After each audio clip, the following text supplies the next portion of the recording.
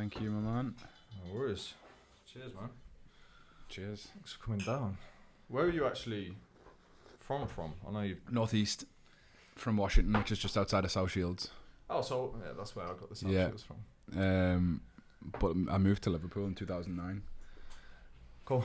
So I've been there ever since. I've got a bit of a Geordie Scouse accent. Yeah, I can't sense the Scouse. Yeah, you can't? Yeah, no. I'm the worst person to gauge accents. It's funny when I'm with my mates from Liverpool, I'll be a little bit more Scouse. Like, it's just vernacular. It's like certain phrases and things that you'd say, like I would never say. I'd be like, oh lad, like I would say that to my mates, but I would never say that to you. Do you know what I mean? Yeah, no, I hear you. Every day I write down 3 of my biggest wins, dude, and if I get through a podcast without needing a piss, that's one. That always makes it. Yeah. That always makes it. 2 reasons: I just drink when I'm talking, and I always train after. And as you know, if you go into the gym dehydrated, that's not good. Anyway, dude, where are you training after? Where or what? What? Where? What? Well, we're back home in Stratford. Yeah. And today's upper. Oh, nice. Training simple for me. Upper, lower, and now I'm in the BJJ board as well. Good man. And I will see you. When did you start? 6 weeks ago. Nice. But I rolled for the first time Sunday. Nice. Which is, if I move like this, it's because I can't turn my neck properly. Oh, yeah. Yeah. I've been tapped out. I think I tried not to pay too much attention, but probably about 12, 15 times. Yeah. I've tapped nobody out yet. Yeah, that's going to happen. Yeah. They tell me not to worry about it as well. Yeah. Yeah. Yeah. Because if you get obsessed with trying to not get tapped out, like I'm pretty strong, so I could hold Yeah. a wipe out. That's where most injuries will come from as well, being like that. Yeah. So. But you don't really learn, do you? So there's a couple of guys there that are purple belts. Some are not in the best shape, but technically they're good. And I could probably, if I really grit my teeth, grind out a hole. Yeah. Which, but like you say, no one learns. Yeah. So it's letting go of that. I don't think it's ego. It's just natural. It's fucking fear, partly. Yeah. You know, like it's survival, like it's instinctual. Well, I was rolling with this big guy the other day, and I've worked so fucking hard to get on top of him. And within 3 seconds, I was back on the bottom. Yeah. It was the most demoralising thing ever. So tiring. It's ridiculous, isn't it? But I love it. Yeah, I love it too. I'm sure we'll touch on to that, but there's many reasons. You're from a PT background, right? Yeah, I had a gym for 10 years. Oh, okay. Right, yeah. Most PTs, it just seems like an organic journey. They start to venture into more of the, dare I say it, the spiritual world, or at least the mindset world, the self-development world. Has that been your standard path as well? Yeah. Yeah. Yeah, we'll talk on that. Yeah, sure. Well, let's head just there like, now. Let's hit record and we'll... Mate, we're on. Oh, we're recording. We're done. Yeah, that's how I rolled it. If you're expecting Not even there. This is Chris. Yeah. No, there's none of that, mate. We're rolling, so... Nice. All right, we're in. So, yeah, let's talk about that then, because it interests me why a lot of guys who are into the physical world, whether that be fighting or just getting into good shape, especially the guys who I interview in here, they always get past that stage and then it's like they're searching for something else and they find the mindset, they find spirituality, they find something more. So yeah, what's been your experience with that? Early on as a PT, for me, it was very organic. I remember starting like the first year as a PT. I was really fortunate. I had a really good mentor, like certification. It was an independent certification. The coach was like incredibly knowledgeable. So it wasn't your traditional like premier or like quite shit. Like very standard. Like it was very, very like high level. Like introduced me to Paul Chek and people like that. But very, very early on. That was like the first book I ever read was How to Eat, Move, and Be Healthy. So very early on I was in that. But then it almost gave me like a level of egotism because I knew around the PTs that I was around. Like I was already levels above. And so I don't need any knowledge or information for a good year or so. I'd done a degree and things like that as well, which I think played to the egotism of it. What I realized very quickly was like 2 things that I was struggling with clients. One was injuries. People were training and then backing out of training. I was losing money hand over fist because of that. Frustrated the fuck out of me. And then number 2 was like giving people stuff to do. And then every single week they'd come to the session and be like, have you been to the gym this week? No. Have you followed your nutrition plan this week? No. And I was like, oh man, like, well, I'm going to lose clients here as well if they're not getting results. So I started turning my hand towards, okay, how do I get people to move better, reduce injury, but also how do I actually get people to stick to shit? Like, how do I get them to actually do what they're doing? So I stopped really trying to go deep into understanding technicalities of stuff. Like I went through that journey of like rehab, injury, studied a lot with Dax early on. And once I figured like I had enough to get people through and get them results and help them nutritionally, I was like, right, I've got to figure out how to get people to change, like actually change their behavior. This was probably like 2010 at the time, 2011. And then I just went down a deep rabbit hole of like Tony Robbins, Joe Vitale, like Wayne Dyer, like a mixture of traditional self-development, but then also like very like woo-woo spirituality stuff at the same time. Yeah. And then that was just a natural progression for me. Then I began speaking to clients in that way very, very early on. I was like, listen, anybody can put you through a hard workout. Anybody can beast you. Anybody can leave you on a floor of sweating sick. But like, are you actually changing? Are you actually growing? Are you actually developing? And then that was the thing that really lit me up. Like seeing people actually change and like seeing like the light bulb moments in people's mind. That was the thing that really got me. So it was, like very early on, like 2010, 2011. Yeah, and as a young trainer, I'm sure you can resonate with this. That it was so rewarding having a way to get the best out of people. And the way I did it was through lifting weights. Yep. Because I was like, I can get more out of this person than what they could get on their own. But like you say, after like 2 years, 3 years, if you're still working with the same client, but they haven't gotten what they want or they haven't changed certain aspects, you do start to... I think as a youngster, you start to question whether you're doing a good job or like what are you missing. So I think it leads to investigation at least. Definitely. Because getting in shape, like it's not too tough, right? You've got your hierarchy of importance, right? You've got your calories, your protein, your movement.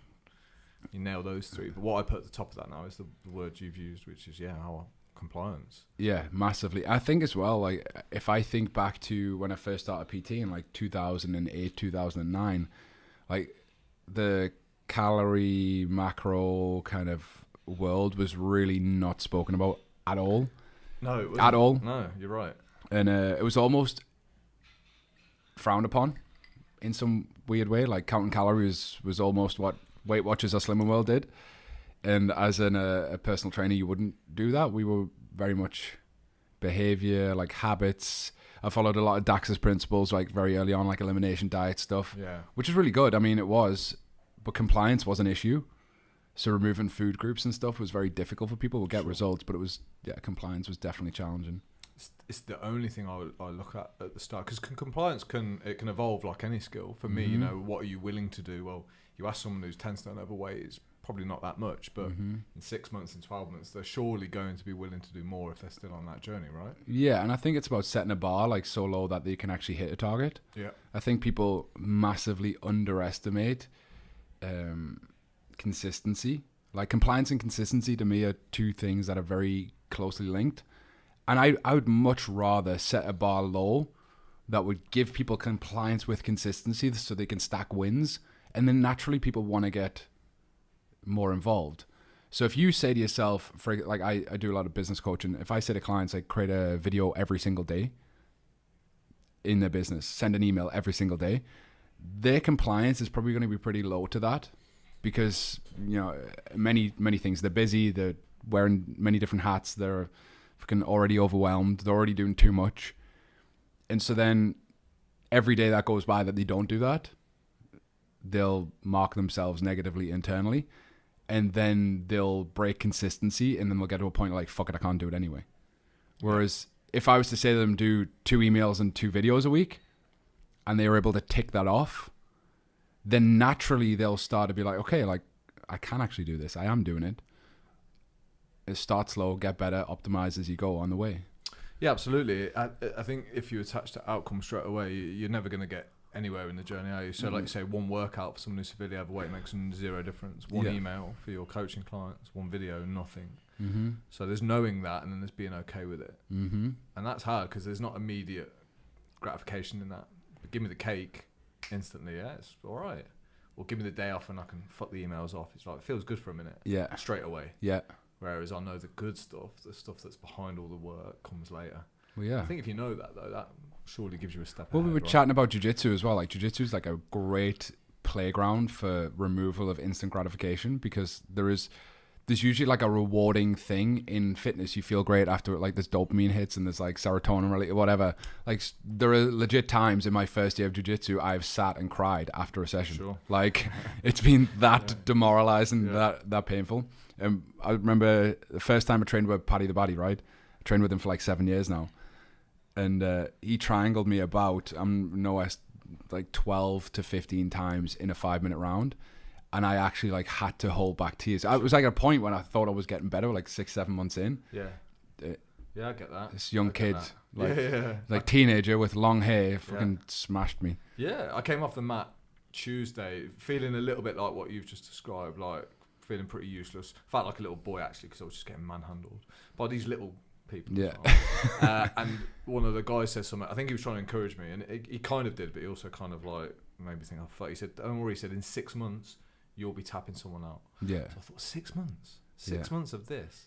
But then that's good for me because I know that if I can stick with it for 6 months consistently, all I know is I'm going to be better than what I am today. Mm-hmm. That's good enough for me. I don't know who I'm going to be tapping out, if I'm going to be tapping out anyone, what I'm going to be doing, but I know I'm going to be better. Yeah. I think that's important that you recognise that because you can get better at whatever you decide to get better. Doesn't mean you're going to be the best at fucking anything. Yeah, exactly. Yeah.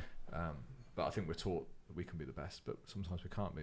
Yeah. You know, have to be cool with that. I was actually thinking about this today. I watched a little clip of like Messi. Yeah.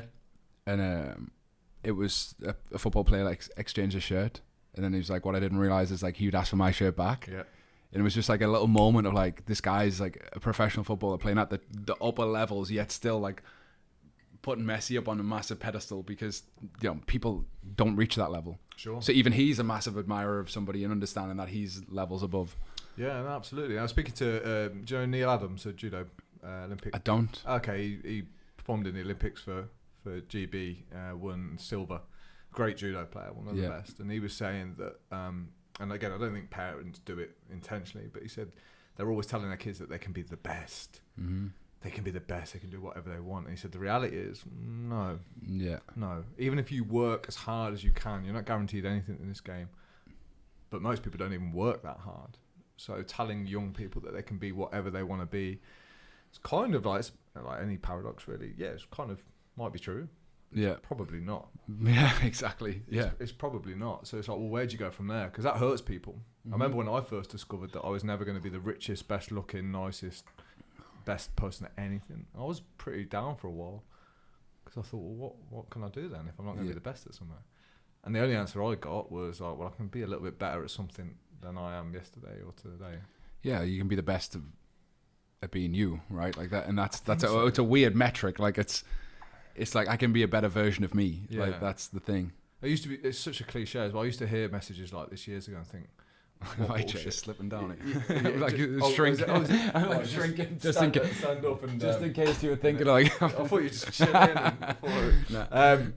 Yeah, I used to think all this stuff was bullshit, but now I think now is the only time I've understood this whole like internal game thing, like, and that's the only thing you can really focus on, which is good because it's like a life. There's your life goal, right? Yeah. To become the best person you can be. Yeah. Which, like I said, I laughed at that a few years ago. Yeah, and I think it's true now. It's like a weird concept because it seems airy-fairy, but there is. My journey of self-development was very much up until like the last 2 years was very outward focused, like knowledge focused. So it was very like gathering of information. And then the last year and a half, 2 years have been about embodiment.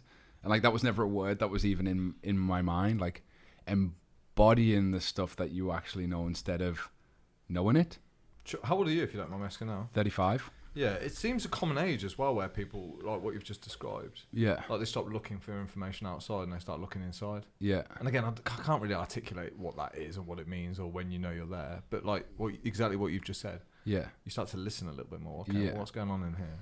Exact curiosity. Yeah, curiosity. Well, I think as well, like, I think back to my early personal training days and I'm like 22 years old, no kids, fucking living on my own. Dream, mate. Dream. 22-year-old personal trainer. And teaching my clients how to eat, how to exercise with a mindset that was so simple and easy. Like, listen, it's easy. Like, I do it. This is what I do. Yeah. Then 13 years later, having been married, 2 children, separated from my wife, like gone through some shit, like you begin to realize, oh, like this is life. Like that was not life. Sure. But on the other hand, I got some of my best results when I was an ignorant 22-year-old because I just didn't understand and I didn't give a fuck about anyone's excuses. Yeah. So it almost like, you're right, it's like I didn't really have a sense of reality of like family life. But that almost played into my hands at some point because I got amazing results. I was a bit bullish. I was a bit like, no, it was the same. Yeah. It kind of worked for some people. But then again, you know, as that change hung around, you could argue, like, if I look at some of those people that I helped and did my best to, probably not. So I think we got there through just hard work, short-term motivation. Grind. And then if I take that bit away, you know, if I'm not there to hold their hand or motivate them, it's like, oh, I can go back to my old self now. Yeah, so they're like stuck in a pattern, a paradigm, like an elastic band where they're just like constantly doing this, where they can commit for like 3-6 weeks. Sure. And then they kind of shrink back, or an event comes up, or they're training for something as opposed to training for training's sake, or training for, you know, internally getting better. Well, that's the problem with goals as well. It's like, I think anyone can motivate themselves for a period of 90 days. Yeah. So like goal setting's an art, and I believe every guy should do it, but I don't think it's the answer to long-term change. I agree. Because I can do 90 days of videos if you ask me to, but what happens on day 91? Yep. It's like, could be, done. Yeah. Regardless of the results, by the way. No, of course. You might have backed up everything you said, and all these results are coming. Doesn't mean I'm going to carry on. How many guys you know who've got into great shape and then get fat again? Well, yeah. I mean, I was the same. Like, probably 2 years ago, I was like 117 kilos, 118 kilos. Wow. You'd have been a bastard to roll with, man. I mean, well, actually, this is funny because a lot of the guys I would train with were like 75, 80 kilos. Okay. And I stopped enjoying training with them because I'm like, I'm just using my strength and weight as a major advantage, and I'm not getting better. They're not getting better. And then I began to realize like some of the guys that were like, I was blue belt at the time, they're like brown belts. They're technically like way superior than me. Sure. So yeah, I could lie on them for like 5 minutes, but that's not actually teaching me anything. Yeah. So I actually stopped using my weight as an advantage for a good period of time. But yeah, like... So was that a driver to get back into good shape then? No, I think when was it? Like beginning of lockdown, really. Probably like a few months before me and my wife separated. I was just fat. Like I just wasn't in shape. I played football all my life, always shredded, always in shape, always fit and athletic. And as business became more and more demanding, like fitness went to the bottom of my pile. So I like did Jujutsu. Yeah. But like every other fitness and health and nutrition was like completely out the window. Like I'd eat whatever I want. I'd drink, not to get drunk, but multiple times a week. I was definitely drinking a lot. Yeah. Eating a lot. And I just gradually, like, actually dieting was actually the thing that got me overweight. Because I'd diet for a few weeks. I'd get to a weekend, I'd binge. Then I'd be off track for a week. And then I'd get like, fucking hell, I've got to get back on track. I'd always set short-term goals. Because I knew, like, having been a trainer for so long, I knew I was always like 6 weeks away from getting in shape. It was almost a disadvantage. So I'd like almost give myself excuses to get out. Because I'm like, yeah, I'm only a few weeks away from getting in shape. It wasn't until I was like, okay, I'm actually going to make some change here. It took me like 18 months to drop 23, 24 kilo. Yeah. So I actually not having a goal was the thing that actually got me in shape. It's crazy, isn't it? Mm. Yeah. There's a direct correlation for me. Like I know where my mindset is at by how I look in the mirror. I know. And my gateway into mental health has always been through the physical body. Yeah. That's why I always start there. One, it's more appealing for guys, and it's something I can hook them in with. Yep. But yeah, there is a direct correlation. It's my visual guide for how I'm treating myself, how I feel, and it's not a vanity. It's not even a vanity thing. Like, do I like looking good and feeling good? Of course I do. But it just is a sign of like you're putting good food in your body, you're hydrating. And dude, BJJ and weight training is hard enough as it is without eating shit and being hungover. Like, I can't imagine doing BJJ not being fit and healthy. I don't think I would go back, if I'm honest. It's too hard. I've done it, like it's hard. Yeah. It's hard. It's hard now. Really hard. Yeah, like now like I'm a savage now, but like before when I was heavy, but I wasn't moving fast. Now I've got like athleticism and strength, like two things that, yeah. Yeah, it's given me a reason to stretch as well. Yeah. Yeah, because I could never find involuntary yoga. Well, it's true. Like I've started doing mobility workouts at the gym. I've never done mobility in my life. Yeah. But again, BJJ has given me the reason to. What I love about BJJ is like all the guys are saying the same. They're like saying, Alex, I was there where you're at now. Yeah. I mean, purple belts.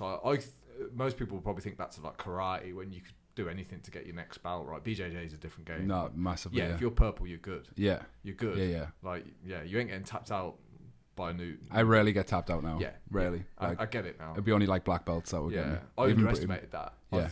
It's only one battle. How good can they be? It turns out very fucking good. Yeah. But I love it. I think it's a great blueprint for everything in life. Like you stick with something for 2 years, get your ass kicked a little bit, you're going to get better at something. Yeah. Getting your blue belt's a big thing. Like I think blue belt's like when you realize you're no longer a beginner, like you know some shit. Like, but equally that's funny enough, the biggest drop off in jiu-jitsu is blue belt. Well, I'm guessing blue to brown is complete next level, right? Yeah, like blue to purple is like a no man's land. Yeah. It feels like you're not getting better. So you got white, blue, purple, brown, black. Yeah. Yeah. So blue belt is like, you're no longer a white belt, but you're nowhere technically near a purple belt. Yeah.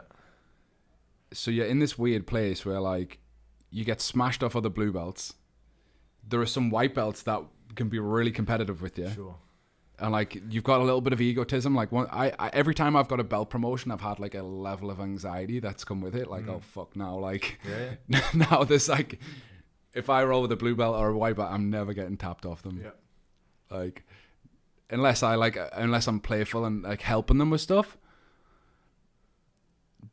But yeah, it's like instantly. All right, now I'm like I've got to uphold the standard of this. Sure. Of this belt. Yeah. And like going to other gyms as well. It's like you go to other gyms, like you're a purple belt and you're competing against other purple belts or blue belts. Like there's what I love about it as well, they don't let you win, but they don't kill you. Yeah. It's a great life lesson for me because there's too much letting people win now. Yeah. But that doesn't happen in BJJ. No, I haven't tapped anyone. They're not going to let me tap them. When I get that tap, it will because I deserve it and I've earned it. Yep. So it will feel real, feel rewarding, and there'll be some fulfillment there. Yeah. I think it's too easy in today's day and age. We want everyone to win. We're trying to make it a fair outcome game. I don't think you'll ever reach fair outcome. Because you can't because there's not equal work rate. There's not. I mean, we can get equal opportunity. And everybody started at a different time. That's why BJJ is like such a fun thing because you're always getting better, but like the pack is getting better. Yeah. So like when I look at next gen, when we first started, there were no black belts. Now I think we've got 9 or 10 black belts now. You know, we've got Paddy, UFC fighter, Molly, UFC fighter, Maddie Holmes, one of the top grapplers in the UK, black belt. Ben, black belt. Ben Hills, another one of the incredible competitors in the UK. We've got fucking hell, so many, like honestly, competitive level, like high level grapplers, and I think the standard of belts like now is just getting better. Yeah. So like a white belt when I was a white belt, a complete novice, but now some of our white belts are like really, really, really good. Like the blue belts are. And I almost think like the belts have shifted. Like the white belts now are like blue belts of the past. The blue belts are like purple belts of the past. The purples are like brown belts of the past. And there's just never any easy rounds. No, I rolled with a white belt. We've been doing it for 10 years. Yeah. On and off. Yeah. But he was still good. Like he knew the moves. Yeah, yeah. So he was kicking my ass. Yeah. And when he told me it was a white belt, I was fucking shocked. Yeah, sandbagging you. Serious. But it was also really humbling as well. I don't know what the difference is between a guy who's going to stick in there and kind of grind it out in any area of life. Because like I say, this is the blueprint. If you want to get good at anything, you almost have to go through this period of sucking at it. Yeah. And how we encourage more men to do that. Because when we're talking mental health, I think people bypass this so easily. It's like we don't look at the stuff that's required in order to improve your mental health. Like you've got to work hard to get good mental health. Yeah. It's fucking hard. Well, yeah, every day. Every day. It's hard, mate. There's 2 things here. I think I teach clients, I'm like, every day you're a 0. By the end of the day, you might be a 10. But you could also be a 3. But tomorrow, you're still a 0, regardless if you're a 10 or a 3. Yeah. And like, that's how I view it. Like, every day I wake up, like, and I'll have a little mental reflection. Like, what am I today? Like, out of 10? Like, how far did I move along that scale? And that's a nice thing, like a beginner's mindset every day. And the second thing, Paul says this a lot, mental health requires physical support. Sure. And you could be, I actually recently had this. I've done shit ton of therapy, shit ton of meditation. I've done loads of conscious connected breath work. I've done loads of like inner work, like deep stuff. I think I went like too far that way. And like, although I had jujitsu, almost like lost the physical edge. I'm training hard. I'm jujitsu hard, but I mean like a little bit of that aggression, that little bit of edge that we need. Like we still need that edge, which needs to be tamed a little bit. Yeah, it's the Jordan Peterson thing, isn't it? Yeah. About, you know, every guy needs to be dangerous, but he also needs how to control that. Exactly. That's when I feel at my best. I mean, my mentors are Jeff Thompson. I'm not sure if you know this guy. Yep. Yeah, but he's very now anti anything like physical, and he's not saying it's a wrong thing to do. He said he's smacked 350 people in the face. What more physical work does he need to do? Yeah. But he takes that same principle and he says, I'll work that hard on my spiritual game now. Mm-hmm. But I think for any guy who is starting out, I think the physical world is the first place you should go to. Definitely. Yeah. Well, and it doesn't have to be fighting or lifting weights. I'm just Yeah. moving body and challenge, You sweating. said something before as well, like the easiest way for guys to mental health is through physical work. And I think that's a big thing, that word embodiment that I was saying before. Most men are actually living in their heads. Yeah. And they're checked out of their bodies. Yeah. So they're living from the neck up. And that means they're denying their gut, their heart. Like they're not in their heart at all. They're in their head. And I lived that way a long time. I could logically rationalize, I could logically see things, but emotionally, like we really found it difficult to be with stuff, to the point of just keep myself busy and keep doing things. And I think for men, it's really about getting back into the body. Like get into your body, like feel what you feel. Allow yourself to feel a little bit of fear. As men, we're told not to be afraid, like to be strong. Don't be afraid. Don't cry. That's ingrained in us from kids. Never show weakness. But that doesn't actually work in the real world when you're trying to build a relationship and you've got kids and you're trying to be empathetical to clients and things like that. I think Matty's kind of like view on this towards me, because Matty fought at a very good level. He said the only reason I fought was so that I could feel, because he said it's the only time I could feel. Yeah. So like, how did you then make that shift from being in your own head to actually starting to recognize what you were feeling? I think first of all is allowing myself to feel that, creating a container and a space for that to be available to me. Met an incredible guy called Matt Gunn. He's just I haven't actually met anyone like him, to be honest. Cool. What does he do?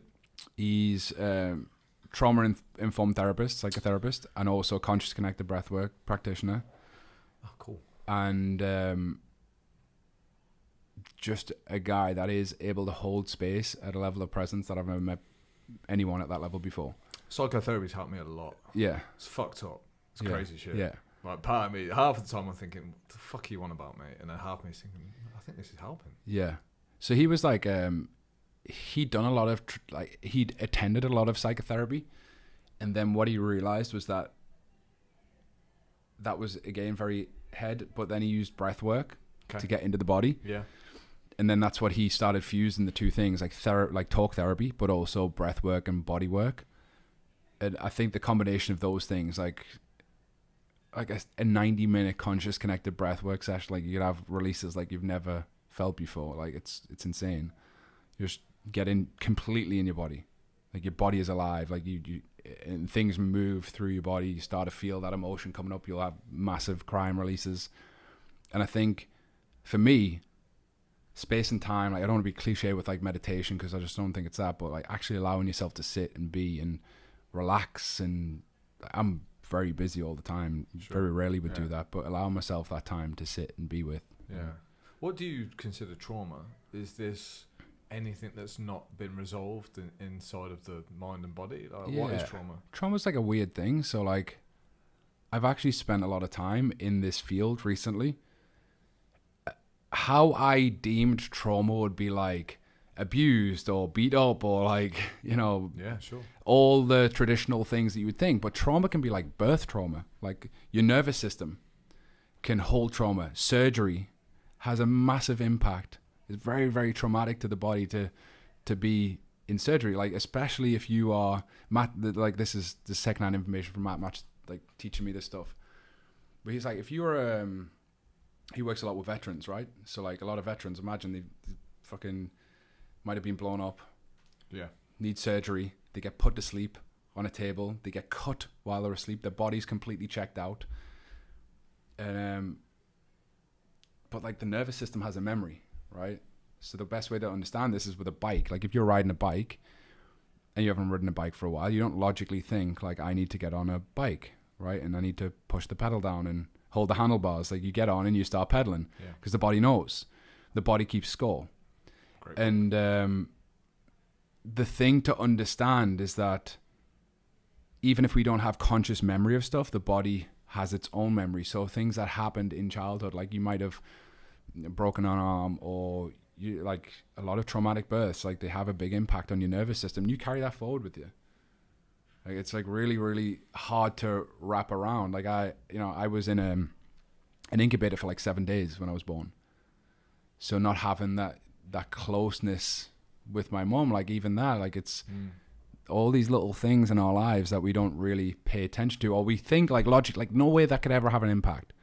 But your nervous system's like it's own memory, it's its own thing. What I haven't worked out is why I feel guilt when I talk about trauma. Like I shouldn't have it because there's people that have been through far worse. Like you say, as soon as you hear the word trauma, most guys will think army veterans. Yes, that's real trauma. Yeah. Bodies blown up and fucking legs blown off and shit. So there's always an element of guilt. Like it's not that bad, so I shouldn't be moaning about it. But the way my therapist described it, those Russian dolls. Where you take a layer off and it's then the same carbon copy, but it's smaller. He said, like, if you've had incidents happen from birth or from being a small child, you just layer in over top, but that essence is still there. Yeah. And all you're doing is growing on top of it. And it's like the inner child thing. It's still there. Yeah, of course. And you've got to make sure things are in alignment, because if, past traumas are out of alignment, it's going to be affecting you, man. Yeah, absolutely. Yeah, you've got like parent, adult, and child, right? Like different archetypes that we can move through. And I think curiosity is like a big thing. So the self-judgment doesn't serve anyone. So when you're saying like, oh, it's not as bad or it shouldn't be that bad, like that's denying what is there for you, what's alive for you. And I think it's important to just be like, okay, what is this? Because I wouldn't identify with trauma either. I had two amazing parents, beautiful upbringing, never really went without. Like, and I look at other people that have been through some fucking real shit, and I'm like, oh, how could I possibly say that I have trauma when in comparison to that? But I just think there's no comparison. Like, situations are situations. Take labels off it, take words off it. Like, there are things that might be impacting and driving your behavior every day that stem from childhood. And it doesn't have to be necessarily something that might be deemed as traumatic, but something simple. Like a friend of mine, she fell over on stage as a kid and like everybody laughed at her. Like the nervous system picks that up and it wants to protect you from that embarrassment. Yeah. And so certain areas of her life she'd like hold back from being out in the limelight. Just little simple things. And no, that makes sense. I mean, especially like guys our age, like middle 30s, like early 40s, whatever. You've lived on the planet long enough. You've experienced some stuff. Yeah, like, things absolutely. Have not always gone your way. And I think when you take the time to document or reflect on what's happened, you can see maybe how things have built up over time. But I used to think a tough guy was like just all about the physical. Now I'm realising how much courage and strength you have to tackle that stuff, because it's ugly as fuck. No, it's horrible. Resistance will push you and you start saying, well, what's the point? All this bullshit. Yeah, you that's a real battle. Like the physical now for me is easy. Yeah, I'll go BJJ, I'll get bashed up, I don't mind. Yep. I'll go and lift weights, I'll get punched in the nose. That's easy. Yeah. But you saying, oh, let's have a look at this trauma, then that's like, whoa. That's the biggest fight. Yeah, I used to have a real issue with even like communicating basic needs, like basic simple needs, like what I like, what I'd want. And I don't even really know where that comes from, but I know that the more that I've like become aligned with what's truthful to me, the easier that's become. And almost in the, like, I think what was happening before wasn't really communicating needs and wants. And I was like going with the flow. It was just whatever, like I'll go with the flow. Even simple things, like out with a group of mates growing up, I was always like mediator. Like someone wants to go to one bar, another group want to go to another bar, and I'm just like, fucking hell, can't we just all go to the same place? Now I'll be like, listen, I'm going here. Like, whatever. I was too concerned with like what everyone else wanted. Yeah. And not really concerned with what I needed and wanted. Yeah. But there's consequences to that. And Massive. It means you won't always be well liked either by everybody. Yeah.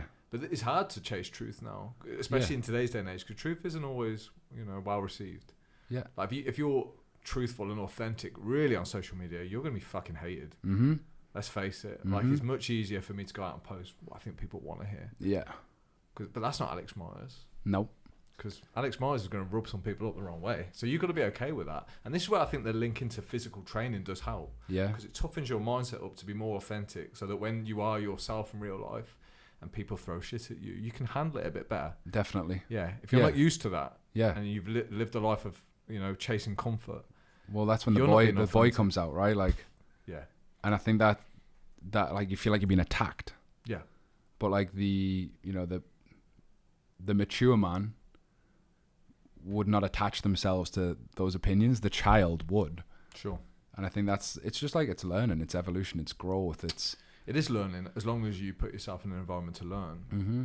That's why, again, I'm a big advocate of the physical world. It's taught me so much, toughened me up so much, changed my life. Yeah. So I was a terrified young kid and teenager, terrified. Yeah. Flying, driving, getting on a train, stepping out of the house, meeting people. Speaking. Where did that come from? Do you know? Yeah, from childhood. Yeah. I had mum and dad who loved me so much that they didn't want anything to hurt me. Yeah. So what do you do? Protecting you, yeah. So I remember going swimming once, first time, went to learn how to swim.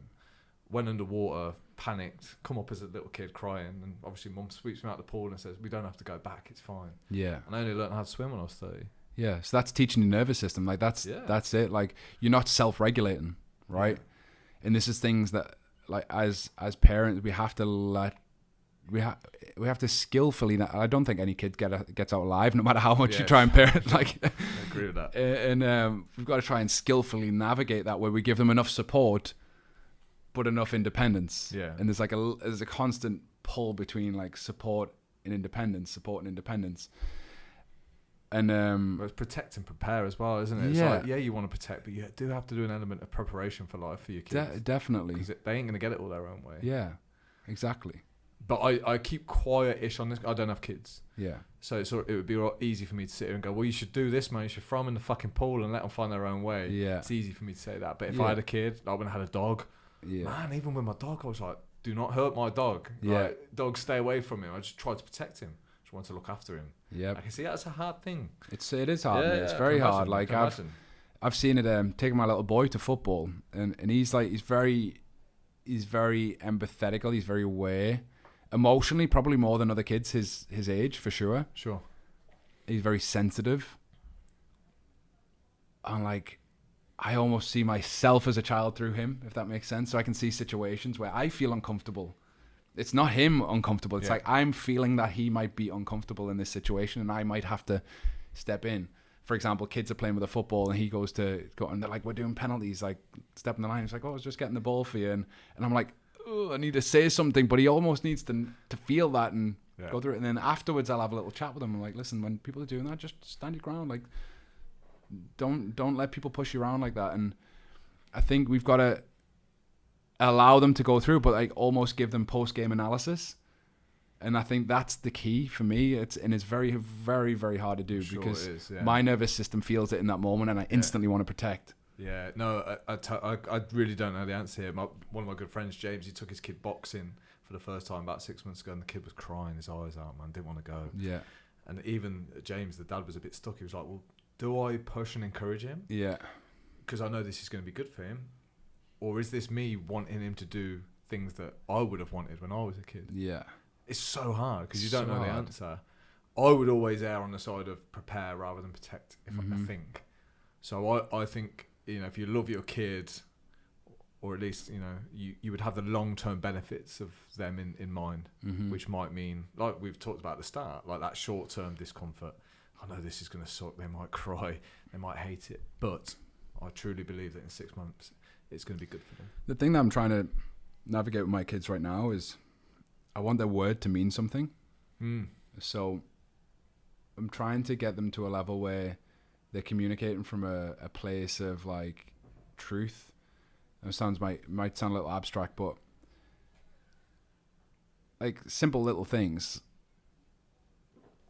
like if I tickle Mace and he says no, like I'll honor and respect it, and I expect other people to do that too. Like there was an example. My mum was like tickling him, and he was like stop, and she kept going, like just as as grandparents do and people do. Sure. And I spoke to my mum. I was like, listen, I'm trying to teach him that his word is worthy and valuable, and that it is like if he says stop, that people actually respect it. And that's a thing that we got to teach, because if he constantly says stop and no and don't, and people violate that continuously, he's going to internalize that doesn't mean anything. Then he's going to stop valuing speaking up, and then eventually just going to accept whatever fucking comes his way. Yeah. So there's like a level of me trying to now, like, he doesn't really like football. I loved it growing up. It has benefits for him, but equally, like, I don't want to force him to do something he doesn't want to do. So I have to almost skillfully navigate it with him in a conversation to see if is he trying to pull the wool over my eyes here? Is he just trying to get out of it because he likes gaming more, or does he genuinely not want to go? Yeah. And I think there's a little bit of push and pull there. Like sometimes I'll respect it, and maybe he's like tired or he's had a big week. Then other times, like, listen, we're going to go today. Yeah, but I have to have those same conversations with myself. Yeah, well, yeah. Like with BJJ, Yeah. I didn't want to go the other night, and I was like, well, why don't you want to go? Yeah. It's just because you're scared. Yeah. Simple. Like, Yeah. I got down to it in question because I was like, oh, I'm tired. I've got a little bit of a creaky neck. But actually, the root was, it's so fucking hard. Yeah. I know I'm not going to do well tonight. Yeah. I know I'm going to get crushed. So, but you have to have those conversations with yourself. Well, yeah, like you got to remember, you got to parent yourself now, right? Absolutely. So like you're parenting yourself, and as a parent, you have to parent the child because they don't have the faculties to do so. Yeah. So it's the same thing. You've got to delve into curiosity with them. Like what is it that you don't want to? What is it about football that you don't want to do? Well, I don't like it. What is it about it that you don't like? And you got to go through that process with them, because it's like a level of understanding where if we just take, I think if you just say no, like you said, the situation, like if I just allow him to be like, no, I'm not going. That's the same thing as you saying I'm not going to Jujutsu. Sure. Like, and that's taught to us. That's not something that we just learned now at 35 years old. Like, that's something that's been bred into us through our entire life, where it's just like it's easy to get out of something. It's just, that's it. All right, you don't want to go, cool. There's no inquisitiveness, there's no curiousness, there's no questioning, there's no reasoning, there's no depth of understanding. Yeah, and when we talk about inner game, for me, that's one core part of it. It's like self-coaching, talking to yourself, having good dialogue with yourself, and not letting the critical, egotistical mind take over. Because that's the problem with listening to what's going on in your head. It's like, well, which part of me am I listening to? Yeah. Because I could listen to the part that says, "Don't go." Yeah. You're 38 this year, Alex. You don't need this now. Yeah. You're too old for this shit. You're too old. You've missed the boat. You should have started BJJ when you were young. Yeah. Because all that stuff's in my head. Yeah. So I have to kind of separate, well, okay, these voices, man. Well, what the fuck does this voice want? And then I also have to align and pick one voice that I'm going to stay in tune with. And that is what I would call my authentic self, or whatever it is. What? But it's like that. It's like the parent. It's yeah, like, that's I'm what I look. myself. Yeah, I look at it like we are everything collectively through our life. So we are all it. Like ever since we're 2, we're 3, we're 5, we're 7, we're 9, we're 15, we're 18, we're all of it now. And there are different voices. So I always look at it as like, is this the child, the adult, or the parent? Like which voice is speaking right now? Yeah. And I think sometimes you can have your inner child and your parent having that dialogue, and that's like the self-coaching thing. Yeah, absolutely. It's just self-parenting. It's regulation. Yeah. Through self. Yeah. So have you just got one boy? Yeah, I've got a boy and a daughter. Boy and a daughter. Yeah.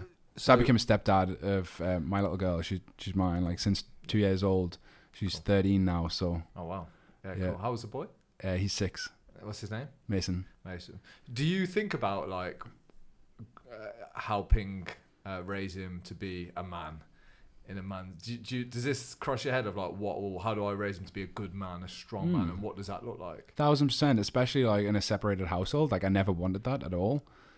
There's a huge part of me that maybe experiences a little bit of guilt, or like knowing that I haven't got, I wouldn't say control, but full unprecedented access to him at every single time. But there's definitely a part of me that wants to raise him as a good man. There's an equal piece of me that realizes that a lot of what I did that was deemed as wrong, or that mistakes or fuck ups that I've had in my life, are equally pieces of what make me who I am today. So I think there's a level of mentorship that has to happen, as opposed to like raising a strong. I think, if I'm honest, a lot of the shit in the world today is raising a strong man, and that is like, be tough, don't cry, don't show weakness, all of those things. I think can actually raise people to a point of like 35, 40, 45 when they realize, fuck, like I'm not actually feeling a thing here. Like we're numb as men.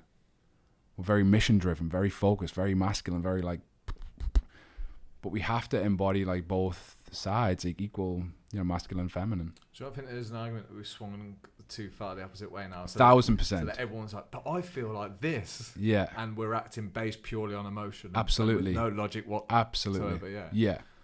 So I think it's a balance, right? I think equal parts, energy to me is like, it's not a gender related thing. It's masculine, feminine energy.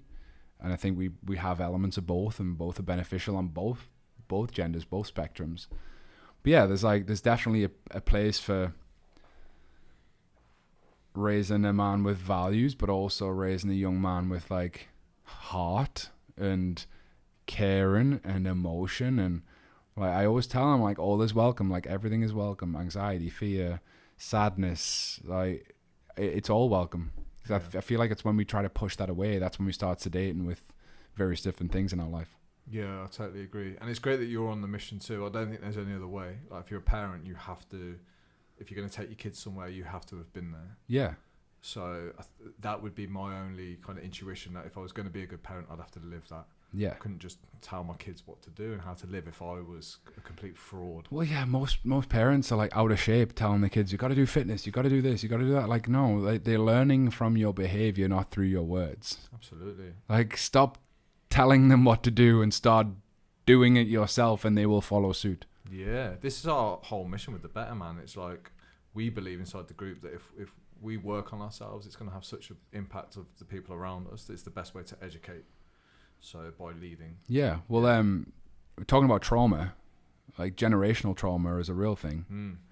And you've got to remember, like, the product of who we are today is a byproduct of our ancestry. So our great-grandfathers, my great-grandfather was in World War I and World War II.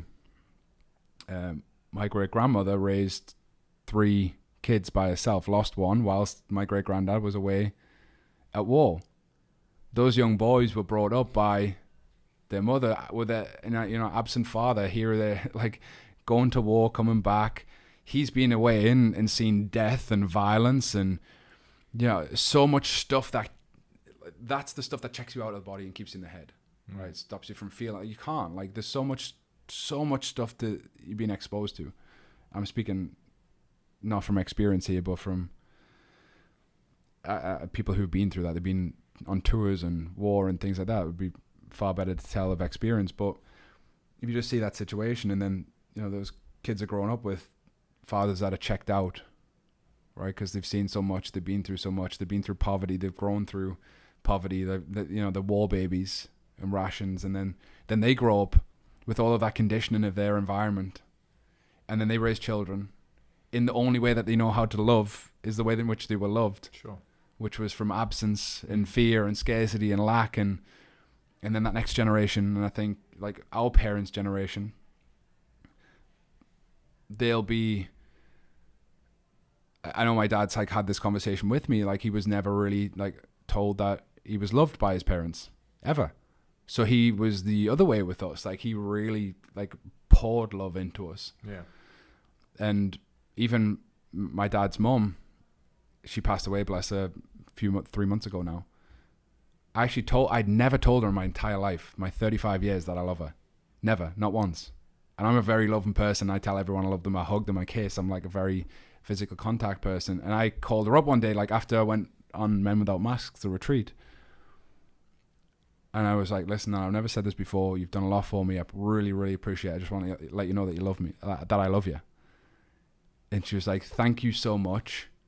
I really appreciate that. And know that I feel the same, but I can't say those words.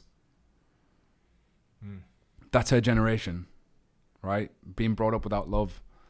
And I think like it takes this level of consciousness that we got today, like people like yourself doing podcasts, me, like other creators, other people spreading messages. It takes that to like really shift the way that humanity is and be like acknowledgement of our past, but also like you said, we're at a line here where we are going too far the other way.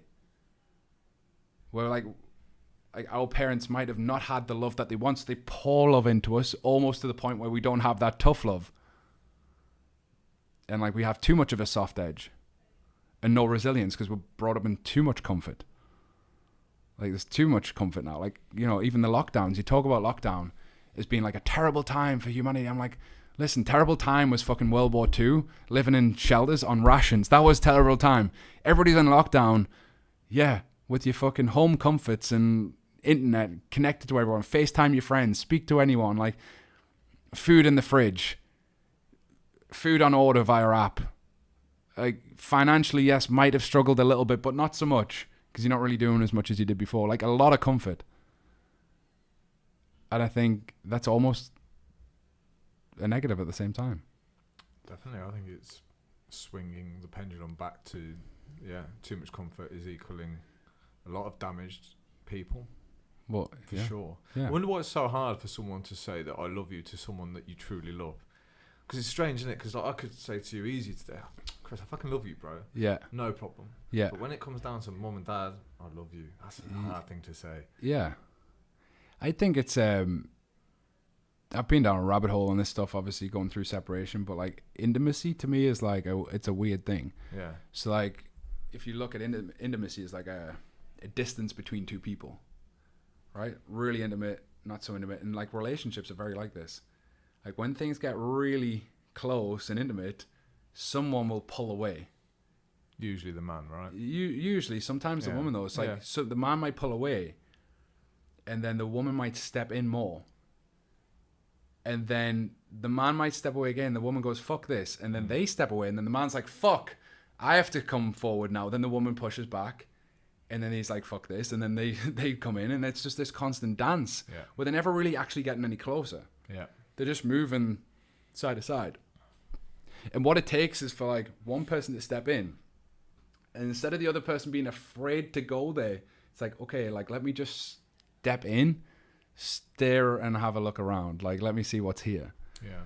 And I think that's like the real skill. Like we can get to a place of like real intimacy and it's real uncomfortable. Easy to have sex, easy to, you know, release. Very hard to be intimate and express and feel and be and stay in that place. That's usually when little arguments come up or little things. And yeah, I'm thinking hard what you're saying. It all makes sense. With parents, it's a little bit different. For me, there's always this doom that I know it's going to end one day, that my parents ain't going to be around. Yeah. So there's always a bit of, don't get too close. Yeah. Because that's going to be even more painful, which is a ridiculous way to think of it, but it's in there somewhere. And I think with intimate relationships, like with women that have come into my life, there's always a bit, again, like you've just said there, just I'll let you in. Mm-hmm. A little bit of distance. Yeah. Yeah. But I don't need you knowing all of me or having all of me. And again, that's a fear thing for me. Abandonment as well. Like you don't want to put your heart on the line, have it crushed.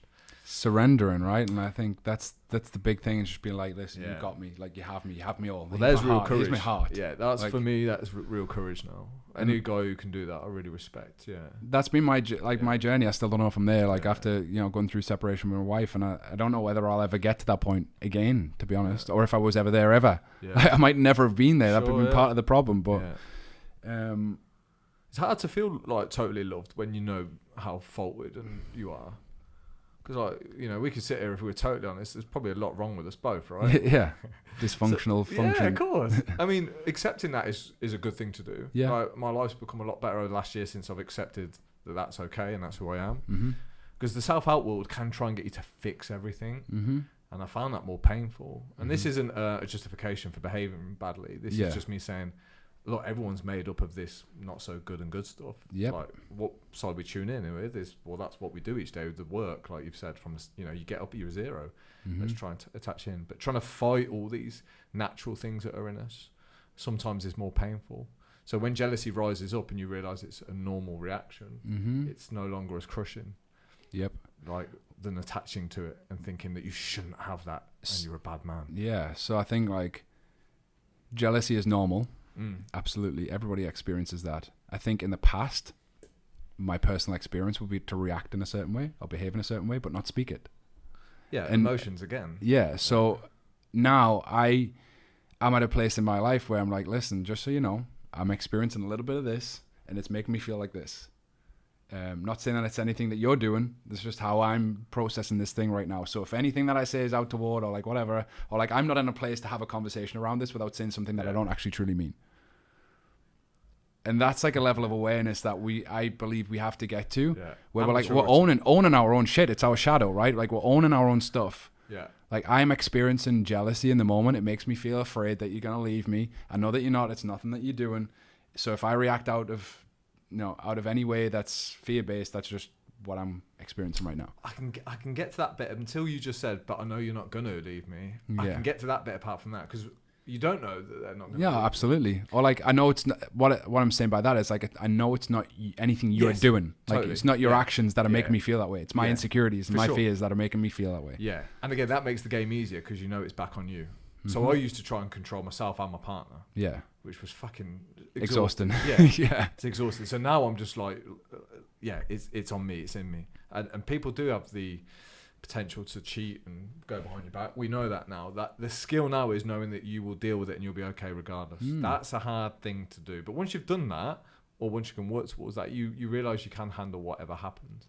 But yeah, if you give your heart to someone, I'm terrible in fucking relationships. This is where my experience has been just so unpleasant that it's like, you're afraid to get back into the water, man. It's because it just comes with bad experiences. Well, so I'm very, very blessed. I've got two incredible therapists in my life. One is called Maria and one is called Matt. Matt was mentored by Maria. So he made me go to her 'cause she has a very different energy to him. Okay. And he was like, you'll logically dance circles around me all the time if we talk. Yeah. So he's like, Maria will be a very different energy for you. And she's a massive proponent of like what happens in a relationship cannot be healed outside of a relationship. So many people get in this place where they've been in a relationship and they're like, I'm going to work on myself. I'm going to get myself better. And then when I feel right, I'll go back to a relationship. No, because the second you go back into the relationship, all that old stuff will come up again. Yeah. The jealousy, insecurity, fear, doubts, worries, like anxieties, all of that will just crop up again. So like what happened in relationship has to be healed in relationship. And so it almost has to be the biggest battleground that we ever go into. Like we can't heal it outside of that. We almost have to step in and be like, this is where I'm going to do the work in real time. Totally agree. Yeah. You can tell me how to armbar someone all day, but no, Alex, you've got to go and roll on the mat. Yeah. Yeah, I went through that stage. Oh yeah, I'll get with a woman when I'm sorted my shit out. Yeah. I'll never sort my fucking shit out. Like, so you have to get in there and go, okay, jealousy's just crept its ugly head. Yeah. Yeah. Now it's game time. Now it's communication. Now it's stepping. That's intimacy. Like, this is a prime example of what I was saying. When you feel jealousy, most men will detach. So they'll be like, I'm jealous, I'm worried, I'm afraid that they could or might leave me. Let me step back so it's not as bad. Like, let me detach. Sure. But then you'll start behaving in a way that's despondent, distant. And you'll start distancing behavior where you'll not be in contact as much. You might be short in your responses. You might be... you might act in ways like, oh, well, she's going out, I'm going out. She's going out with friends, I'm going out with friends. And these are all distancing things. But what it is actually just denying the truth of what you feel, and you're not communicating exactly what you're experiencing in that moment. So you're not being intimate, you're being the opposite, you're detaching. So intimacy is stepping in when you feel like stepping out. Having that conversation when you feel like stop, like... that moment, it's communicating it, and that's intimacy, and that's what brings people closer. Yeah, amazingly said. And that's the key for me to everything, to stepping in when it gets uncomfortable. Yeah, for everything. Like soon, But this is why we must detach from emotion. Like we can't be too emotional as men. Absolutely. Because if we do, like you say, jealous, I'm angry. Fuck you. Yeah. Or cold shoulder. Yeah. Or I'll speak to you in a week when I. That's for me reacting off emotion. So there's that nice sweet point where you can detach enough to think sensibly and calmly, but you don't detach enough where I'm done. Yep. Because that's the coward's way out, isn't it? That's inevitably. It's most men. Yeah, like, it's what I've done. My entire life in relationships would be like, let me just be in this and do a lot of shit that they will end it and I won't. Yeah, for sure, man. Dude, this is so good to talk about, because there'll be a load of guys out there that wouldn't like, probably wouldn't have the courage to speak about this stuff, let alone on a fucking podcast. Yeah. But I think it's really, really important. I know a lot of my friends experience these feelings. We just don't talk about it. But it's nice to know other men feel the same sometimes, that they're insecure and they get jealous and they worry and they stress. Yeah. It's nice to know that. It's reassuring. I feel very blessed with my circle right now. I have an incredible circle of men. It's called the Winners. And we get together every other week. We were together last night, and we have like a level of vulnerability that you just wouldn't have in a container of men typically. Is this it's not an online meetup? Or No, it's in person in Liverpool. So cool. Group of men that have been doing inner work and like deeper work. What do you do? Do you just go and have coffee, or? Sometimes we'll meet in nature, so we'll go like 6 o'clock in the morning, we'll get together, we'll go little circle, check in, what I'm feeling, what I'm going through right now, what's going on for me, what's alive for me. And Who set this up? Just one of the lads, Tyson. One is a friend, or just through like, so it's a group of friends I met through a guy called Martin Bone, who is a facilitator on Men Without Masks. Yeah, I've heard of so that. So he has he teaches meditation, and he has a number of levels, so level 1, 2, 3, 4, and his level 4 is embodied excellence. Yeah.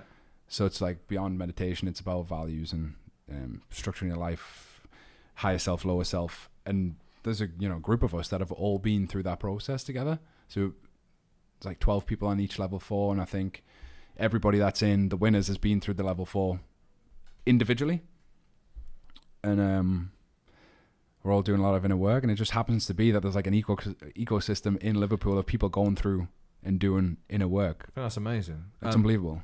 What was the hook for you? Because I would love to start something like that, but I think if I was to, I'd have struggle articulating.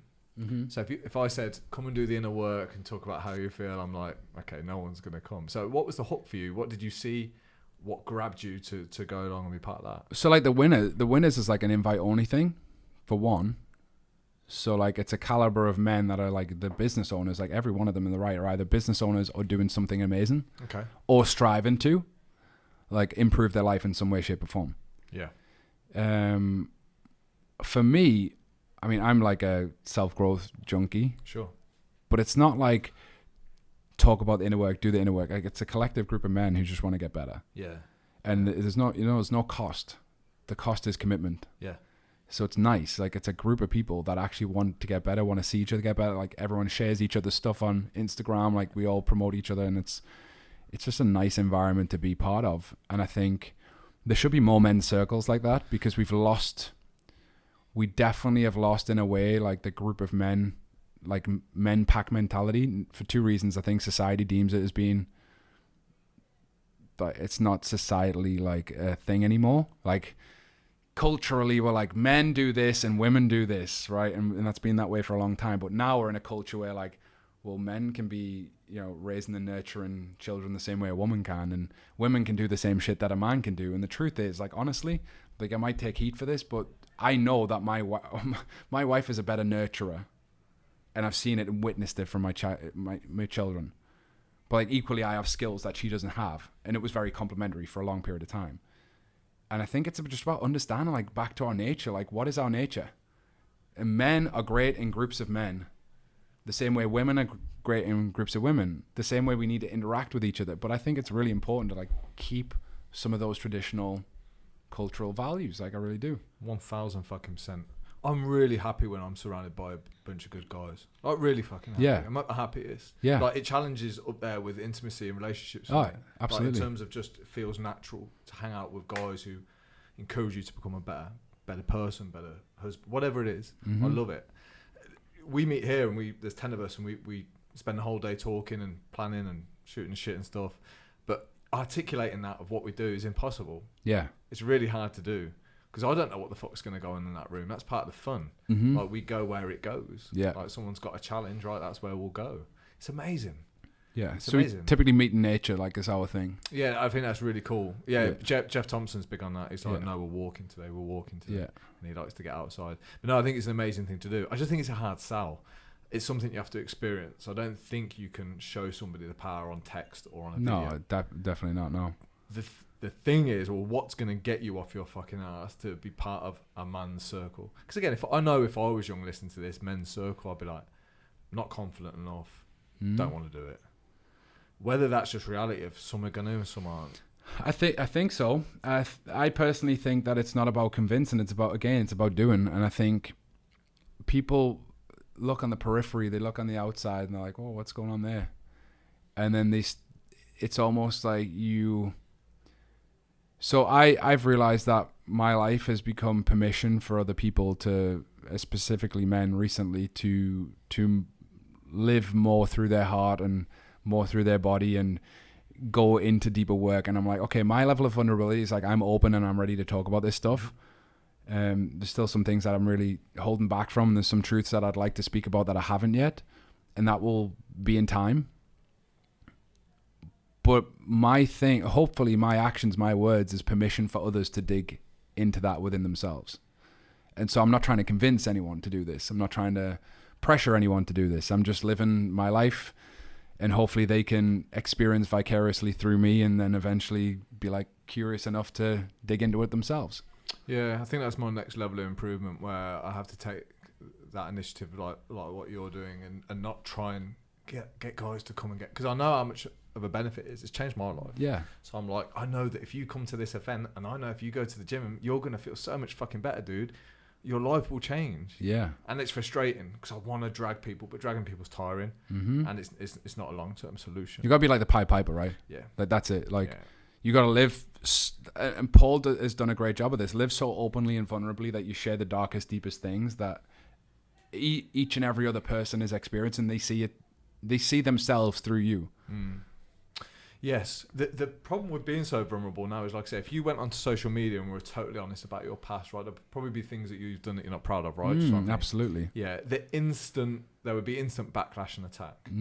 We live in a society where I don't think people are given second chances now. How many times does something come out in the tabloid news or whatever, and people are destroyed, torn down? It's like, can we not have permission to admit that we've fucked up at times? Like, I relate to men who have done bad things and then gone on to change their life. Yeah. Like Jeff, he stamped on people's heads. Yeah. He loved it. You know, he was a bully, he cheated on his wife, all of this stuff. And I'm like, you're the guy I want to learn from. Because he's turned all that around. Yeah, exactly. But unless we're given the freedom and the opportunity to express our mistakes. Well, I think it also comes to containers too. Like, there are certain things that you can be vulnerable out and open, and there are certain things that require trust. Yeah. And people have to earn a level of trust before you share your deepest vulnerabilities. So there are circles like my winner circle. People will talk about stuff in there that you would never share outside of that circle. Yeah. But we know that circle is tight and it goes nowhere. Yeah. Like, that's great. Everything lives and dies in that circle. Yeah. That's what men have lost today. Fireside chats, right? Yes. And so there is a level of vulnerability that the world deserves, and there is a level of vulnerability that only few deserve. And I think it is about finding a container that is deserving of your true, vulnerability. Yeah. And I think that's the thing. It's like, I'm not here for being out there and blurting every fucking little bit of your life out on social media. Like, I don't think it's about that. I think share enough to inspire people and share enough to show people that you have emotion and you struggle and you have challenge and you have difficulties and you go through some stuff, because I think that's what bonds people to you. But then also, like, there has to be a level of trust before you can share, really, like, some of the and let's face it, if you're sharing all your shit on social media, that's not really being vulnerable. No. Being vulnerable really is the whole intimacy thing. I'm not stepping back, I'm stepping forward in real time. Yeah, exactly. Real life stuff. Yeah, otherwise it becomes a bit of a pity party. Absolutely. Yeah, absolutely. Yeah, exactly. That's not being vulnerable. No, absolutely. And it's almost being strategic in the way you're sharing stuff for attention. And I think you've got to have a barometer of that. And I think, there's a beautiful piece of sharing enough today to warrant. It's almost like kryptonite, right? Superman and kryptonite. Like, kryptonite's a small part of Superman, but like, if it was every episode, the fucking kryptonite was there, and he was like, oh, kryptonite every minute of every episode, it'd be like, oh, fucking hell. But like you almost need you need the superhero, Sure. but you need the anti-hero as well. Like you need that there. Like otherwise there's no conflict, there's no tension, and that's what really is important. I find that through any form of group challenge. So we did Nevis in January, a snowstorm. It was a beautiful time to do it, but it was fucking hard, man. Mm-hmm. I think there was 8 of us, 9 of us, so there weren't much talk going on up the hill and down. But after we'd got through something tough together, we'd gone through adversity together, we'd encouraged each other on. Yep. Then the wall started to come down a bit. We had a beer after, and then everyone's opened up. Yeah. So we'd experienced something together. Yeah. For me, it's a great way for men to bond. 1000%. Yeah. It's always easier for me to get guys to do something physical than talk than it is just to talk. Well, that's the same with Men Without Masks, right? That retreat, like anybody who's been on that retreat, I fucking have the utmost respect for. Yeah, I studied into that. I don't know why I chose not to go, because I love that kind of thing. I just wasn't convinced, but maybe that's just where I was at. Looked interesting. Yeah. And I'll research it again. So, unbelievable. Craig is an incredible leader. He worked in rugby. And Craig, Matt, like there are actually 3 people that have had a big role in my life for the last year. Martin, who I mentioned before. Matt, who I mentioned before, and then Craig as well. Yeah. It was funny how I got aligned with him. Craig was a client of mine, and then I met another guy in Liverpool. He's like real edgy scouser. He's like, I just got back off this meditation retreat, and I was like, weird. He's like, it was called Men Without Masks. I'm like, I know that from somewhere. And then I was like, Craig, who owns it, I was like, he's a client of mine, but I didn't realize he was doing that at that time. And then I met another guy, and he was like, you got to meet Martin. Then I met Martin, and he was like, Craig's been telling me about you, and he's been saying that I've got to meet you. And then met Martin, and then I met Matt through that, and then there's just like this real interconnected like closeness in Liverpool. So like a lot of my friends have been through that retreat, a lot of my friends have been through Martin's level 4, and I think going through something together is a massive level of respect. Have you ever done a sweat lodge? No. Oh my god, like it's initiation. Yeah. And I think anything that is initiating, like climbing Ben Nevis, going through like Jujutsu is very initiating. Yeah. We've lost initiation from culture. I can't think of a traditional initiation now for men. Yeah. Like, you have to actively go out and hunt for it yourself now. Yeah, exactly. You do. Like, so there's that, there's almost like the transition from boy to man isn't initiated anywhere anymore. Sure. And what they used to do in tribes was like they'd send the boy out to go and hunt on their own, or like, they'd leave them for like 2 days on their own, and they'd have to, when they come back, they'd be celebrated as a man. Yeah. Yeah. And we don't have the same thing today. Even the word man, though, like you can say it now in certain groups, and it's not looked upon well. No. Like, I'm really not with this feminist movement, man. I think this toxic masculinity is a real thing, but I think there are toxic feminists out there. Toxic femininity is a thing. It's a fucking bigger thing than toxic masculinity. Well, a man will fucking punch each other, but a woman will degrade a man's reputation. Big time. But women do that to each other as well. Women, yeah. So man versus woman, I think, is like, it's unfair to say, but like, because it's generalizing massively, but like that toxic femininity. It's not women, it's toxic femininity. Yeah. I've been thinking about this a lot lately, and I try not to go down the rabbit hole of getting into any like YouTube videos that are driving any kind of hate and anger. Yeah. You can cross that line when you're talking about this. So that's not good. Because part of the reason we do what we do is to become better men for the women's in our lives as well. Absolutely. But it's a difficult. I think whenever you're trying to get one over on another group of people, that I don't think there's ever a good outcome on that. And I think when you're aligned to an ideology, everyone starts to sound the same. Like, people are saying the same jargon, but I don't think people really realise what they're saying. So I don't really know what everyone's fighting for. Because the same quality of connection, intimacy, closeness, but equality of opportunity is pretty damn good here. Yeah, like most people have opportunity, male or female, here to do what they want in life. Absolutely. And you could pick the few incidents that might not be the case. But this is where my mind takes me to: if we're in Ukraine now, dude, we don't get fucking free roll. We don't get to choose what we do. No. If you're a female in Afghanistan now, like, that's, compare that to us. We are free.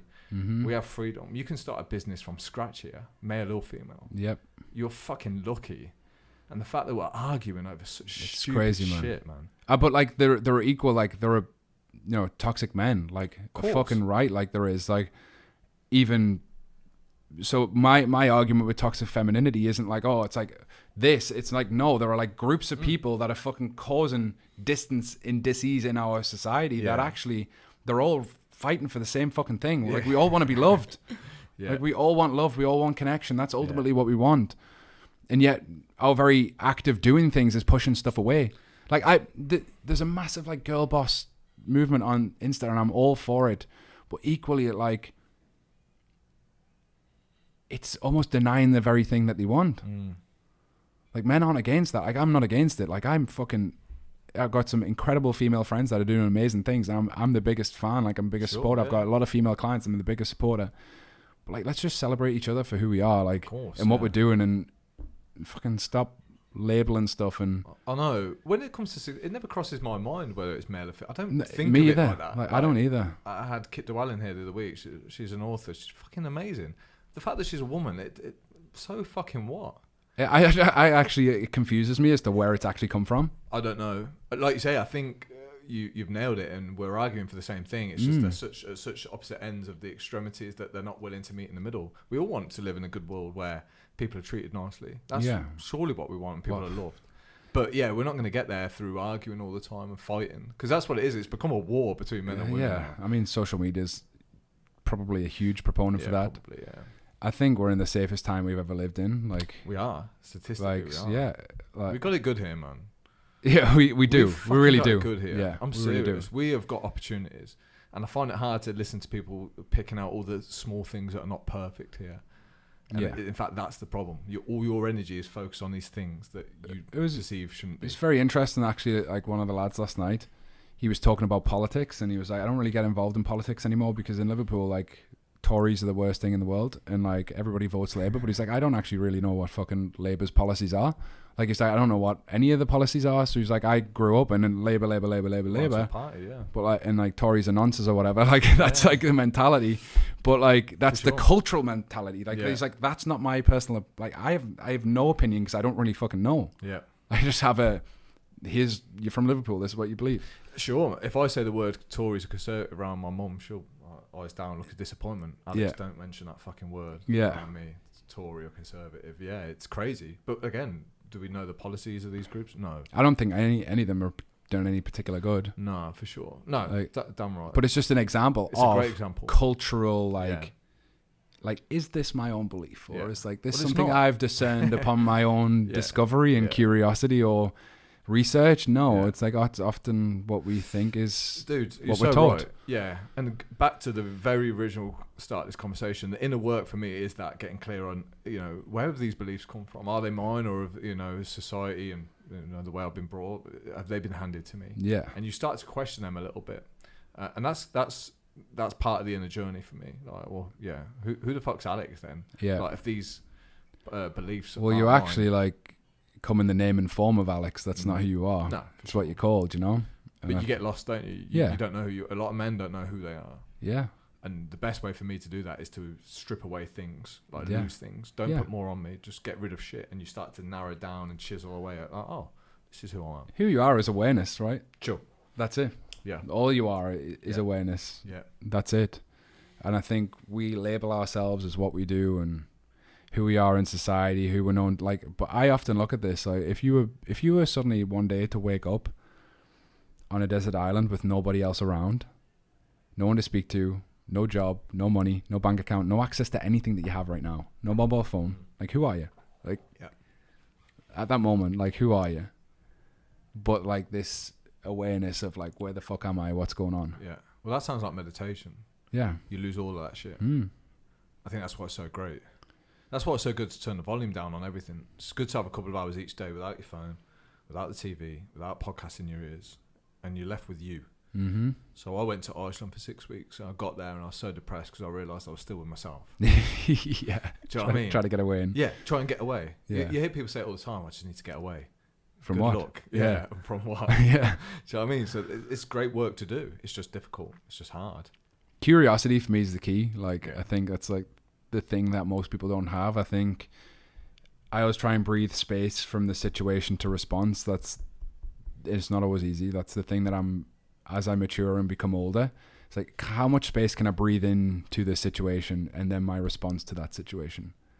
And it's usually that space between the two gaps is usually a huge determinant in how I will actually handle that situation.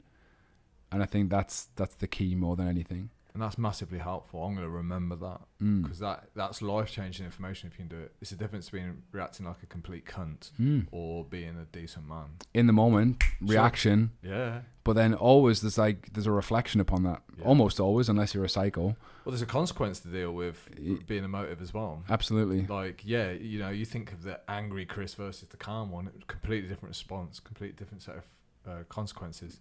In right? every area of your life. Yeah, like you can do one bad mistake in life and you're done. Yeah. One moment of rage, one stupid angry moment, you can be fucking finished. It can change your entire life. And like I think anger's a really interesting thing. And through the retreat, what I realized is like this clean anger. Yeah. And anger's really important. It's very there's like 4 archetypes of men that you go through on the retreat. Anger is very warrior energy, and it's building of boundaries. Yeah. And anger is something that you can use to cleanly communicate boundaries and when a line has been crossed. But like dirty anger, if there was such a thing, is like rage and using that as aggression. And I think being able to say that really fucking pissed me off and like that's not okay is a clean expression of anger. Like that is okay. But then turning that into aggression or rage or like turning that against the other person, I think is not okay. And I think the only thing that will determine how you respond in that moment is space. Or communicating what you feel, like taking a breath and be like, I'm really fucking angry right now, and whatever I say from this point forward, if I continue in this conversation, is probably not what I actually truly believe. Let me step back. There's a great book about the archetypes. I think, is it Warrior, King, Magician, Lover, is it? Yep. Great book. Great book. Is it Douglas Moore? Yep. Brilliant book. Great book. Yeah, it taught me a lot, actually. Really, really well, good. In the retreat, you go through those 4 days. It makes it more relatable as well. When you break it down to that I can work on those 4 areas, warrior, magician, look, it sounds so fucking cool. I'm like, exactly. I'm game for that. Like the lover is, collapses boundaries. And Craig explains this, like the warrior and the lover are 2 things that men have challenge with. Because men like typically are, like you'll find on the retreat particularly, like you'll find warrior day very easy. But lover day is very uncomfortable. You've just described me there. I think it's like flowy and dancey and like intimate, like staring in each other's eyes, communicating deep. Like it's very uncomfortable. Nervous now. Just hearing you. And I don't want to give too much away in case anyone goes, but like, it's a lot of stuff that makes you feel really uncomfortable. Like especially the closeness, like close in each other's eyes, talking. I'm like, fuck, not another one. Like switch to the next person. I'm fucking hell. Yeah, but isn't it amazing when you watch sport? How things change, like when football teams score a goal and they're jumping over each other, slapping out, hugging each, kissing each other, kissing each other. Do that off the field, and it would be a completely different dynamic, right? It wouldn't happen. Yeah, it's because they're fully present in that moment and not thinking about anything. Yeah, but it's so accepted. Yeah, kiss on the lips. He's just scored a great goal. No one would say a thing, right? It's just normal. Did that in the middle of the street, it'd be a completely different fucking outcome. Yeah, it's mad, isn't it? Guys are crazy. Yeah. It's just like. The lover and warrior are like constantly torn because the lover is collapsing in boundaries and the warrior is building the boundaries. So Craig was explaining it's like the lover and the warrior going for a walk through the woods, and the lover's like, look at this amazing rose, smell it, it's beautiful, and the warrior's like, I've got shit to do, I've got to get to work. And it's so funny because like the lover is that feminine energy and the warrior is very masculine energy, and we got both of it. But I can remember times specifically being with my family and kids, and I like back in my mind there's a constant drive of like work to be done. Very hard to be present in that moment and like pick up the flowers. But as kids, that's how we are. Yep. We're very flowy and we're very like in the moment, curious, like you said. Absolutely. And I think that's what we've got to, the archetypes are really helpful in a sense of like, okay, like it's never fun to bring warrior energy home to your family. So I almost sometimes teach my clients, like, imagine you just like, you've come home from a hard day of work, you put your sword down, you put your shield down, you put your armor down, you leave it at the door, and then you go in, and then you're the vulnerable lover. And then days when you need to be strategic, like you might bring the magician into play, or the king. Like the king creates order. Yeah, I love that, man. And again, another reason to get some form of physical activity there. So yeah, you put that armor on when it's BJJ time. Exactly. And then you take it off before you go home. Yeah. A lot of guys don't have that avenue. No. So they're carrying that armor with them all the time. It's heavy. Yeah, and very defensive and for sure. for sure. You can see that in BJJ with beginners. Yeah. Like it's very fucking fight or flight. Yeah, it's coming out of them. And it's I'm like strong. I'm in jiu-jitsu, like I'm 96, 97 kilos, so like I'm probably at the upper weight categories of like some of the guys that I roll with, but there were fucking big guys that come in, and I was rolling with one of my friends. He's big, he's bigger than me for sure, and he's like, fucking hell, like you're so strong. But it's because you learn how to use strength in a strategic way. Yeah, it's like it doesn't feel like energy to me. It's like it's very, very different. But like strong guys, and like they're just like the nervous system's just fucking jacked. Yeah, and I think that's how it's an exam. It's a amplifier. Like jiu-jitsu's an amplifier of what you're already feeling. So like if you're already fucking wired and jacked, like when you get in that mic, like even worse. I think about anxiety the same way. People are like, I've got gym anxiety. No, you have generalized anxiety, which is amplified by the environment of the gym. Yeah, it makes sense. So like these little amplifiers, we've got to be curious of that. Like why am I feeling so afraid right now? Yeah, totally. Because the guys keep saying to me, relax. And I think I am relaxed, but they keep telling me I'm not. So again, there's a sign there that there's some tension. anger there. Yeah, it's tension. Yeah, and there's my release, but it's there. And just that. That's when you get injured and like, it's... Yeah, I know, because I refused to tap the other day until my neck was until I nearly passed out. I was just angry. Yeah. And I was rolling, stubborn. I'm not fucking quitting. Yeah, I roll against people that are stubborn like that. And sometimes you just got to teach them a lesson. Yeah, like, of course. There's a lot of that in BJ. I mean, like one of my mates tapped through pressure the other day because he was so stubborn. Yeah. But again, you think you're being a warrior. It's bullshit. But this is what I mean. But eventually you will be stripped of that ego. Yeah, you have to surrender eventually. Yeah. Which is great. And I know that, which is my driver to keep going back. So I love it. That's my next challenge. It's like, right, come on, bring it on. Strip me down and humble me. Yeah. Year one is about survival, in my opinion. Survival and compliance. Like stick to it and survive. Yeah. It's good at being around other men that are so much better than you as well. Yeah. Because it's so easy to put me in their environment of being the best. Well, yeah, same as me. Yeah. I'm like the same. I'm like, so I'll lift weights with most people. I'll be all right. Yeah. It's easy. It's not easy, but it's what we would call like comfortable. You've conditioned yourself to be good at it over time. The discomfort is normal. Discomfort in BJJ is totally new. I'm not used to being arm barred and ankle locked and strangled. It's great. It's completely different. Well, it's like I'm always like a host, so I'm always running an event or facilitating a group or coaching, and I'm always the coach. And I think jiu-jitsu for me was like an avenue to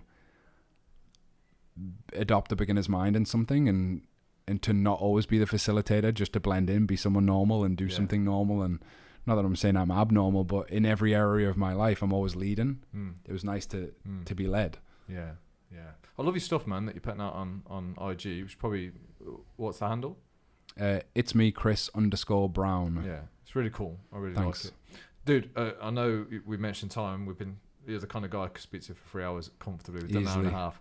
Dude, there's 2 questions that are a bit of a traditional kind of question, and they're not on there, don't worry. The first one is like, what's next for Chris Brown? We are currently, so there's twofold. One, I've been really scattered with my approach for a long time. Like I'm kind of like, I'm a very curious mind, so I like doing a lot of things. I love mindset and I love coaching people. I love that side of things, but equally like I love building a business and a company. So we're actually really focused on building our marketing partnership right now. So we're working with gym owners currently. I've toyed with multiple different markets, but we've like kind of stuck with that thing, and I'm really focused on that. The second avenue of what's next is a lot of my like social media content is not for my current audience. It's like I'm seeding and building for like down the line, and eventually like I'd love to step into fully speaking and coaching. It's what I've done my entire life since I was 15. I've coached, so I want to go down into I'd say mindset, but growth, performance side of stuff. Man. Well, you got this presence about you that when you speak, like I listen. Yeah. I remember I don't know if you remember. I was at Paul Mort's gig when you came in and did the talk. I remember. The guys. Yeah. Yeah, and you've got this, like I say, air of presence about you. You got something to say. Yeah, appreciate it. No, it's cool, and we need more men like you. Yeah. Yeah, because you listen as well. You don't just talk. Yeah. You listen as well. But then when you do say something, it's you're not wasting words, man. Yeah. I am. I just see like what I've been through is, and it's not, I say it, but separating from your family and your kids, it's a lot. And I think there are so many men out there that like maybe struggle with that, and I've definitely, believe me, I've struggled with it. It's been probably the hardest thing that I've ever gone through. And I just think if my life is permission for other people to find some kind of peace, and I've got an ability to communicate, and I have skills that I've developed over a long period of time, like why would I not share that message? Why would I not embrace a little bit of vulnerability? Because I think I was probably too far the other way before. Yeah. Like I was a bit too perfect and a bit too polished. Yeah. Even though I had shit that I was dealing with, I didn't really communicate it. Very normal though for that. Yeah, absolutely. Most PTs/coaches pretend to be fucking perfect. Yeah, like I felt like because I'm helping people with their business, I have to have, my business has to be perfect, and like because I'm helping people with their life, my life has to be perfect, and it's just not the case. No, absolutely. And then final question, what do you feel like you need to work on right now in terms of becoming a better man, better person? Like what's your next area to improve? There's a couple top of mind. Really loving my journey of becoming a parent, being a parent. I think I mentioned it briefly before, but the way in which my relationship was like with my wife before was like very easy for me to do 12-hour days. Now I'm picking my kids up. I did used to pick them up, but with structure, and I have sole responsibility of them. And Tuesday evenings, Wednesday evenings, and then Friday through till Saturday tea time. Like it's just me and the kids. So that's been huge for me because I think Danielle was just such an amazing mum with the kids. It was so easy for me to just like let her get on with it and do it. Now I'm like shopping and cooking and doing all of those things. Like I'm loving that journey. Like I think that's made me such a more empathetical person, like such a better man, like such a better person for sure. So I'm loving that journey. I think the next thing for me is to be able to continue my journey of communicating like what I actually want, what I feel, what I'm like, my fears, my insecurities, my doubts, my wants, my aspirations, my dreams. Like communicate that in a better way. And I think having conversations that are difficult. It used to be if I was going to say something, or even in relationships, there'd be times like I like literally couldn't get words out. Like it'd be in my head, but I just couldn't speak it. And I think continuing to speak my truth is so important to me. That's like the next thing I'm continuing to work on, even when it feels uncomfortable. Especially when it feels uncomfortable. Most importantly, when it feels uncomfortable. And then I think the third thing is I truly believe like my life to be a playground for improvement. And I think by become like a reason for me to become a better man is to give permission to others to accept they have potential to grow and become better. And I think that's reason enough for me to inspire those around me. And I've got a daughter as well, and I think that's a huge responsibility that we don't often see. And especially from a separated family, like it makes it even more important to me that I'm such a strong figure in their life.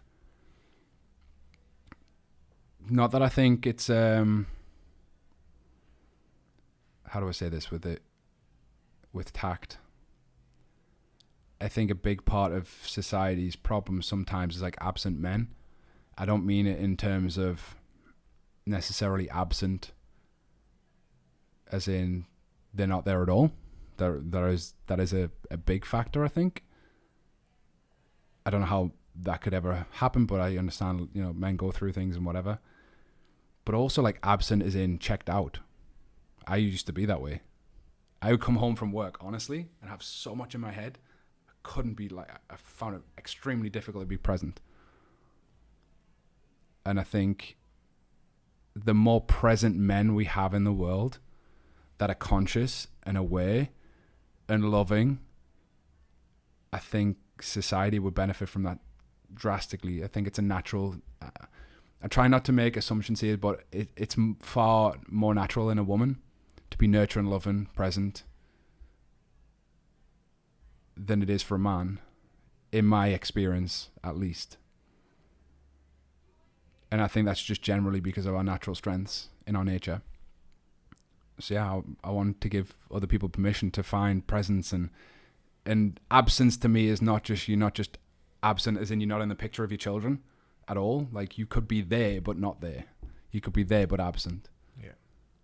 So that's it. Well, keep doing what you're doing, man. You're Thank leading you. the line well. And Appreciate it. I love what you do. I love speaking to you as well. It was great, man. Appreciate it. Mate, Thank that was you. class. No, thank you, man. Dude, that was awesome.